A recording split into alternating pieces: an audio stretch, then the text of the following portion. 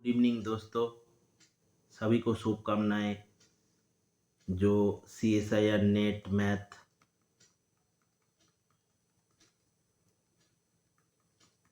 कल होने वाला है उसके लिए आप सबके एग्ज़ाम अच्छा हो, यही हम लोग आशा रखते हैं। आप लोग तैयारी तो कर लिए हैं।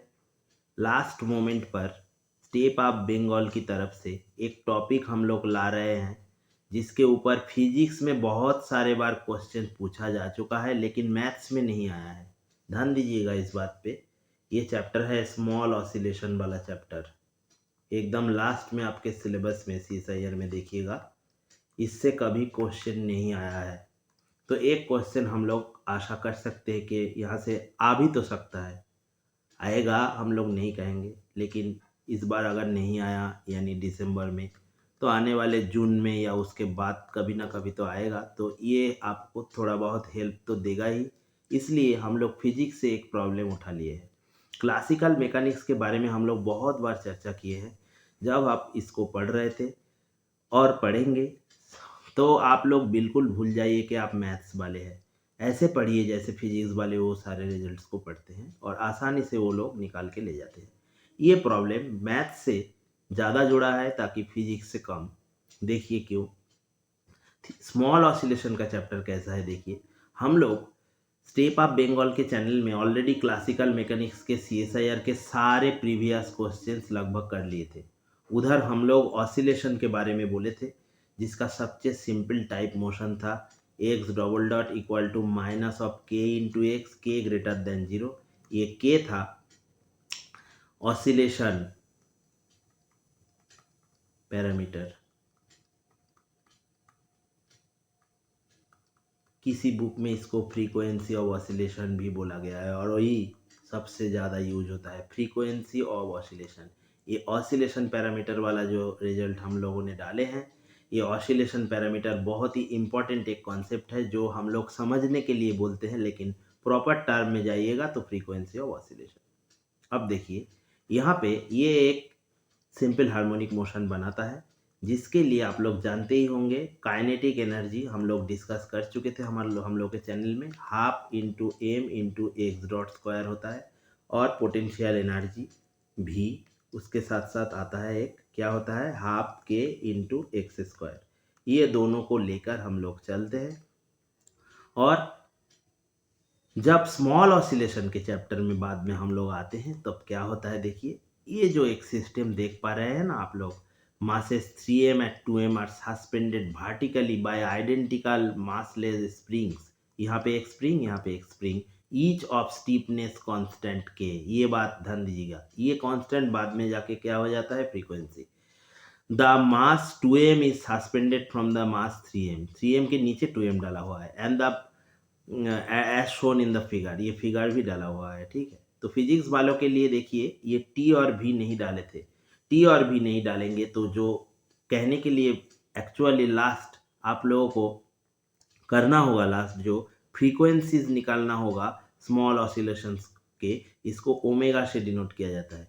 ओमेगा के उतने ही वैल्यूज आएंगे जितने के डिग्री ऑफ फ्रीडम होगा। इधर दोनों हैं इसलिए two particle system single one dimension में है, तो यानी इसका डिग्री ऑफ फ्रीडम 2 है। इसके लिए एक, इसके लिए एक, ऐसे लेकर हम लोग चलेंगे क्योंकि ये बीच वाला डिस्टेंस इधर फिक्स नहीं होगा, ये वाइब्रेट करेगा। ये डिग्री ऑफ फ्रीडम को अभी लेके चर्चा करने वाला टाइम नहीं है। तो सिर्फ और सिर्फ आप ये जानते हुए चलिए इस एग्ज़ाम के लिए जो कल होने वाला है कि अगर टी और भी आपके पास एक बार किसी भी सिस्टम का आ गया तो आप आसानी से ओमेगा के दो वैल्यूज यानी जितने डिग्री ऑफ फ्रीडम 2 है 2 वैल्यू निकल के आएगा वो जान सकते हैं। ये देखिए 2 दिया ही हुआ है, तो काय को डिग्री ऑफ फ्रीडम को लेके अभी लास्ट मोमेंट में उलझे।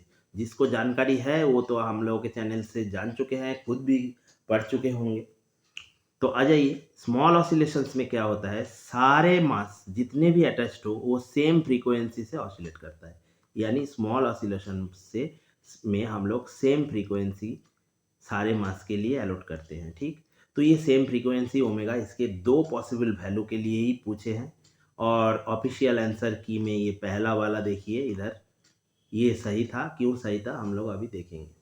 तो ये स्मॉल ऑसिलेशन में हम लोगों के पास क्या फिर चाहिए, ये एक पोटेंशियल एनर्जी, एक काइनेटिक एनर्जी, लेकिन ये 2 पार्टिकल सिस्टम है, तो यहाँ पे इस पे ध्यान देना होगा हम लोगों को। चलिए पहले हम लोग निकाल लेंगे एक डिटर्मिनेंट, वो क्या होगा, omega square T cap minus V cap equal to 0। यहाँ से जो वैल्यू निकल के आएंगे वही होगा ओमेगा के 2 वैल्यू। अब बात ये आता है कि टी कैप क्या होने वाला है। देखिए टी कैप होगा जो भी पोटेंशियल एनर्जी आपके पास मिलेगा उस, सॉरी काइनेटिक एनर्जी, उसका डेरिवेटिव पार्शियल लेना होगा, del two T by del X one dot square, और इधर होगा del two T by del X one dot into del X two dot, ये वेलोसिटी कॉम्पोनेंट्स है। और उसके साथ साथ इधर भी उल्टा लगेगा, del two T by del X two dot into del X one dot, और इधर del two T by del X two dot square. ये यहाँ से आप लोग आपको टी कैप मिल जाएगा जो कि एक वेक्टर है, इधर डाल दे सकते हैं। फिर वी कैप को देखिए, वी कैप भी एक ही तरीके में होगा लेकिन थोड़ा अंतर है। देखिए वी में क्या था और एक्स में, टी में क्या था। टी में हम लोग के पास डॉट दिख रहा था और वी में एक्स, यानी इधर जो वेलोसिटी डिफरेंशियल हो रहा था पार्शियल, ये अभी वेलोसिटी डिफरेंशियल नहीं होगा, डिस्प्लेसमेंट के रिस्पेक्ट में होगा। तब ये क्या होगा, del two V by del X one two, इधर क्या होगा del two V by del X one del X two, X one पहले पार्टिकल के लिए, एक्स टू दूसरे पार्टिकल के लिए, ऐसे ही चलेगा। फिर इधर होगा del two V by del X two del X one, फिर लास्ट में del two V by del X two square. ये दोनों अगर हम लोग के पास है तो हम लोग इजी ये ओमेगा के 2 वैल्यूज इधर से ला सकते हैं, और 2 वैल्यू के ऊपर ही ज़्यादातर क्वेश्चन पूछा जा चुका है, जैसे कि टाइप आर फिजिक्स में आप लोग देख पा रहे हैं 2017 वाला ये क्वेश्चन। नाइस इलस्ट्रेशन करने के लिए इस टॉपिक का हम लोग इस फिजिक्स वालों से थोड़ा हेल्प लिए थे। उधर के तो बच्चे बच्चे ये प्रॉब्लम को जानते होंगे और वो आसानी से कर ले जाता है, लेकिन इधर मैथ्स ज़्यादा है, ये कैलकुलेशंस थोड़ा करना पड़ेगा। ठीक, तो अब बात ये आता है कि ये सिस्टम जो हम लोग देख पा रहे हैं ना, इस सिस्टम में काइनेटिक एनर्जी और पोटेंशियल एनर्जी क्या होगा। मान के चलिए ऊपर वाला हिस्सा इलोंगेशन x2, पहला वाला x1 को लेके चल रहा है। इलोंगेशन क्या है अभी एग्जाम से पहले इसमें मत उलझिए, अगर किसी को जानना है तो एग्जाम के बाद हम लोग के प्लेलिस्ट में जाइए, क्लासिकल मैकेनिक्स में एक एक चीज़ हम लोग बिल्कुल बेसिक से डिस्कस किए हैं।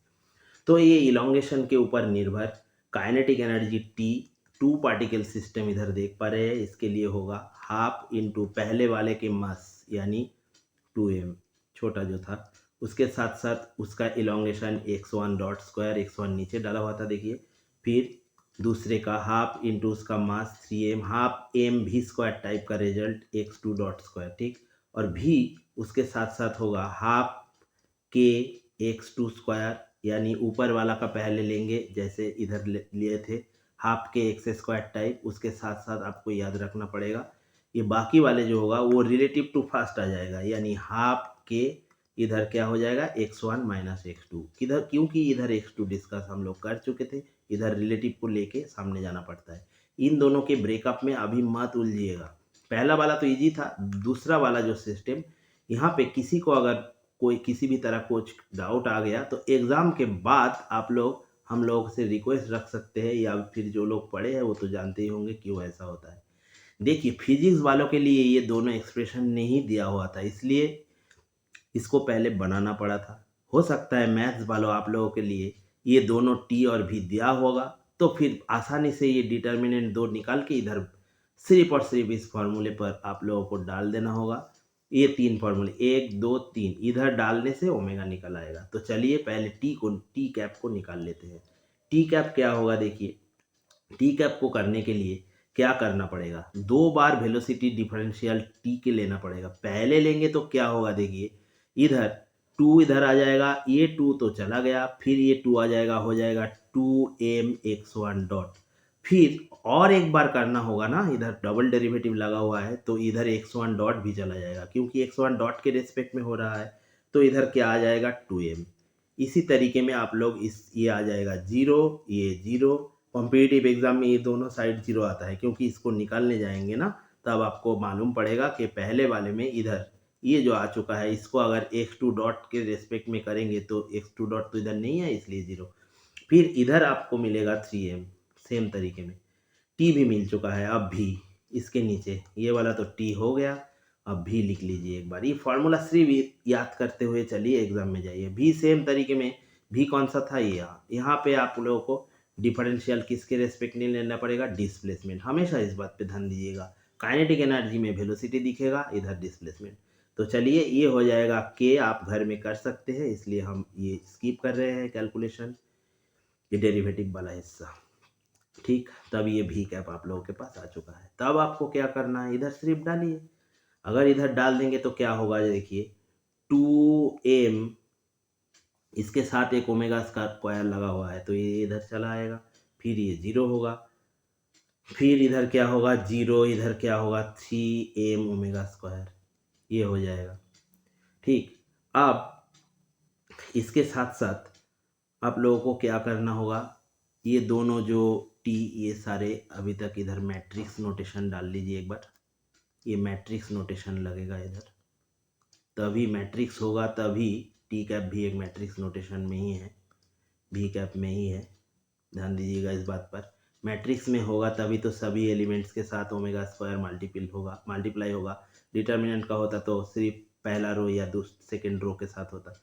तो ये आ गया आपके पास टी कैप, ये एक मैट्रिक्स है।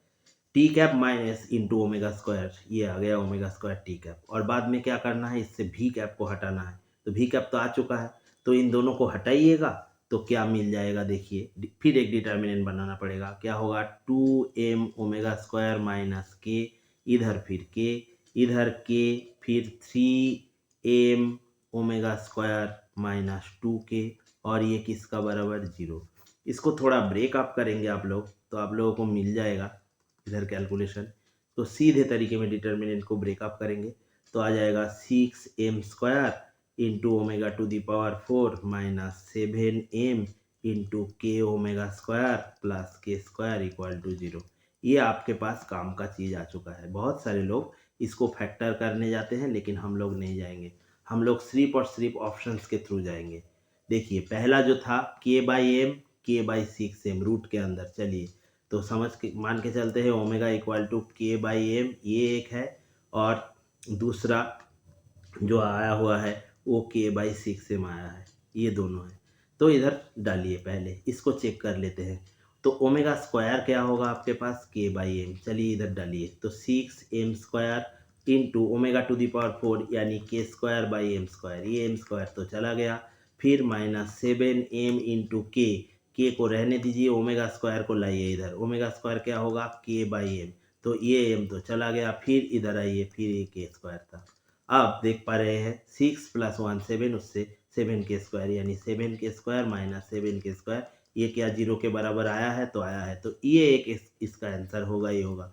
बाकी का इसको भी सेम तरीके में चेक करने जाएंगे तो डालिए इधर 6m स्क्वायर, इधर ओमेगा स्क्वायर क्या आएगा, इस केस में ओमेगा स्क्वायर आएगा k/6m। तो डालिए चलते हैं, 6m square into omega to the power 4 क्या होगा के स्क्वायर, नीचे 36m स्क्वायर। ठीक, फिर आ जाइए दूसरे टर्म के ऊपर, 7m इंटू के इंटू ओमेगा स्क्वायर का मतलब k/36m, फिर इधर आ जाइए प्लस के स्क्वायर एक था तो आ जाइए इधर m स्क्वायर चला जाएगा और इधर 6 से ये चला जाएगा तो 6 होगा, तो इधर नीचे रह गया है k²/6, और इधर एक के स्क्वायर आ चुका है प्लस, और इधर m चला गया है, ये सीधा सीधा आ गया है 7k²/6।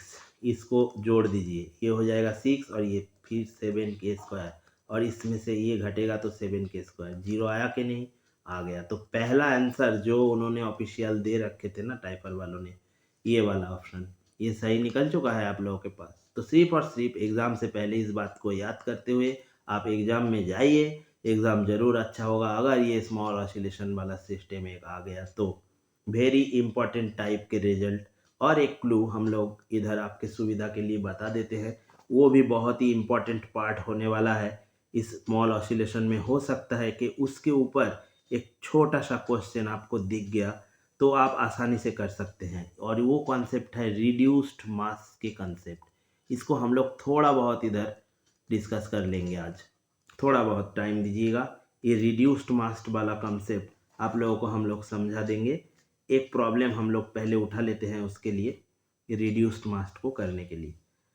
तो रिड्यूस मास में क्या होता है, जैसे कि पहले ऑप्शन में हम लोग प्रॉब्लम्स डिस्कस कर चुके थे और कर रहे थे, उधर क्या रहा था, उधर हम लोग देख पा रहे थे एक मास, उसके नीचे एक मास, इधर आपको साइड में दो मास एक ही यहाँ पे स्प्रिंग से अटैच्ड हुआ दिखेगा, यानी ये वाला अब स्प्रिंग है, इससे अटैच्ड दो मास, एक 2m एक m का दिखेगा।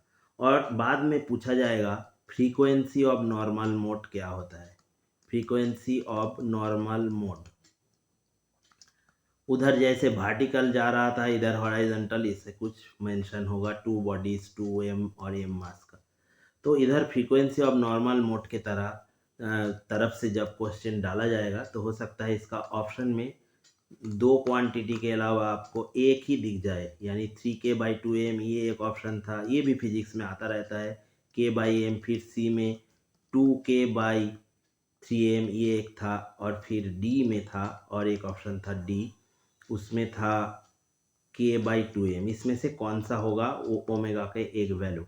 तो इधर बहुत ही ईजी हो जाएगा अगर एक वैल्यू को निकालने के लिए बोलेगा तो। और ये सेम हॉरिजॉन्टल सिस्टम, इधर एक स्प्रिंग के बारे में कहेगा तो क्या होगा, देखिए सिर्फ और सिर्फ आपको क्या करना है, म्यू निकाल लेना है। म्यू क्या है, रिड्यूस्ड मास। ये रिड्यूस्ड मास आपको निकाल लेना है। ये क्या होगा, ऊपर मास जो दिया हुआ है इन दोनों को मल्टीप्लाई कीजिए, तो 2m के साथ कौन आएगा, m, और नीचे फिर इन दोनों को जोड़ दीजिए, तो 2m के पास क्या आएगा, 2m + m। क्या हो चुका है आपके पास, 2m²/3m, एक m चला जाएगा, फिर क्या रहेगा 2m/3। अब जो ओमेगा होगा उसका फॉर्मूला सीधे तरीके में आप याद रखिए। ये ट्रिक्स हम लोग आपके लिए ला रहे हैं। ये फिजिक्स के बच्चे जानते होंगे, लेकिन मैथमेटिक्स में उतने लोग इसको लेके चर्चा नहीं करते, अगर करते तो जान लेते ज़रूर। आप में से जो जानते होंगे उसको हम लोग के चैनल से बहुत ही थैंक्स। हम लोग ये दावा कभी नहीं करते, हम लोग ये अकेले इसको सिखा रहे हैं। बहुत सारे बच्चे जो फिजिक्स पढ़ते हैं इसको, इस रिजल्ट से फेमस है। तो ये यहाँ पे √ के ऊपर लाइए, फिर म्यू क्या था, इसको नीचे डाल देना पड़ेगा आपको, तो 2m नीचे चला जाएगा, 3 ऊपर था ऑप्शन में, ये तो सही हो जाएगा। तब जब भी आपके पास एक फ्रीक्वेंसी के लिए बोला जाएगा और रिड्यूस्ड मास के कॉन्सेप्ट आप यूज कर सकते हैं, तब निकाल के ले जा सकते हैं। लेकिन इस बात पे आप लोगों को ध्यान देना पड़ेगा, ये टर्म बहुत इंपॉर्टेंट है, 2 masses connected by an string. इधर क्या हो रहा था, देखिए पहला जो प्रॉब्लम हम लोग देखे हैं, 2 मासेस, इधर एक स्ट्रिंग था लेकिन उसके ऊपर भी एक स्ट्रिंग था, ऐसा कुछ नहीं दिखेगा, सिर्फ और सिर्फ ये पोर्शन आएगा, और हॉरिजॉन्टल मोशन में ऐसे इसको स्प्रेड किया जाएगा। सिंपल ये फिगर, इसको याद करके रखिए, ये 2m ये काम का चीज़ है। तब रिड्यूस्ड मास के एक सेकेंड टॉपिक, सेकेंड क्लू आपके पास आ चुका है, इसको यूज कीजिए, यहाँ पे डाल दीजिए। फार्मूला बहुत ही इंपॉर्टेंट फार्मूला है फ्रीक्वेंसी ऑफ नॉर्मल मोड के लिए, तो ये हो जाएगा। तो बिल्कुल आसान तरीके हम लोग धीरे धीरे कह चुके हैं, लेकिन हो सकता है CSIR में इसको यूज करने के लिए बोलेगा और 4.75 मार्क्स का एक क्वेश्चन आ जाएगा। तो स्मॉल ऑसिलेशन चैप्टर इतना ही आपके लिए इस एग्ज़ाम में काफ़ी है। अगर कहीं पे डाउट आ गया तो एग्ज़ाम के बाद कमेंट्स बॉक्स में डाल दीजिएगा। तो आपके लिए सारे फिर से एक बार हम लोग बधाई देते हैं कि एग्ज़ाम आप सभी लोगों को अच्छा हो। तो आज इतना ही, गुड बाय।